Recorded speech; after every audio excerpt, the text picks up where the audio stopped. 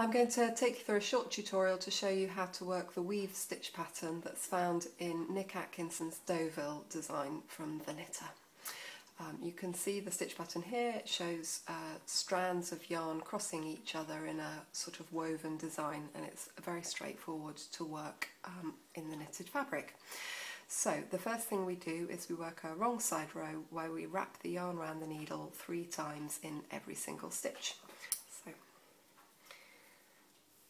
very straightforward. Put the needle in, wrap the yarn around 3 times and pull it through.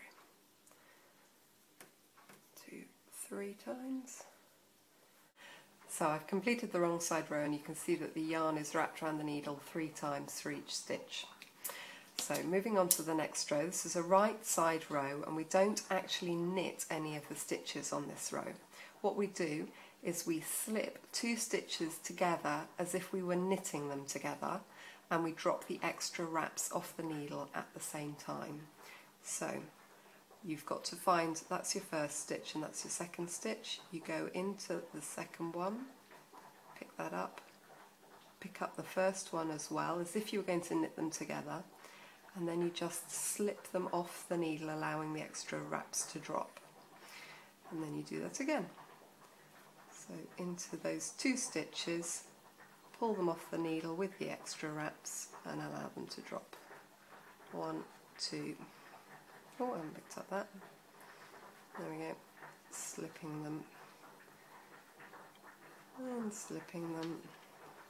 I have 14 stitches on my needles for this swatch. It works with any multiple of 2 stitches. Slip them off, and the last one into both stitches and slip them off.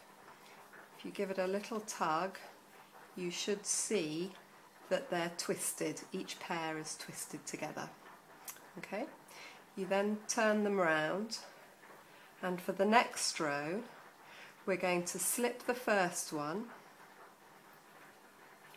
and then we're going to slip them in pairs as if to purl them together through the back loop. So I've picked up 2 stitches there right from the back with the needles pointing in the same direction almost, and I'm carefully just going to pull those 2 off, and then doing the same again. That's the stitch that's going with the end one there, and you're going in as if to purl the 2 together, and again, and you're just slipping them across into the back as if to purl 2 together. When you come to the end, you're going to end up with just 1 stitch on the needle. There's the last, slipping them as if we were purling 2 together. It's a bit awkward, but there we go. And then when you've only got 1 stitch left, you just slip that one normally. If I turn it round ready for the next row, you'll see that they're beginning to look quite woven. You can see how they've already crossed once at the bottom, and they're going to cross once at the top as well. In the final pattern row, you're going to work across the row doing a C2P. This means that you purl into the second stitch on the needle, then purl into the first stitch on the needle and slip them off together. So we're going to purl into the second stitch on the needle, purl into the first stitch on the needle, and then slip those 2 off the needle together.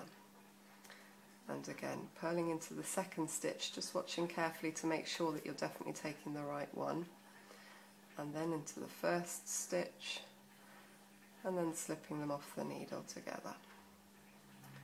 Purl into the second, purl into the first, and slip them off together.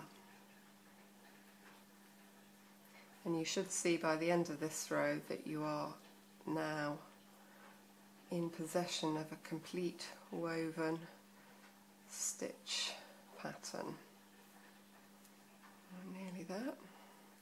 Purl into the second stitch, purl into the first one, and at the end of the row. Sorry. There we go. If I now give the knitting a bit of a tug to tidy it up, you'll see that you've got a woven stitch pattern where you've crossed once at the bottom, twice in the middle, and again at the top.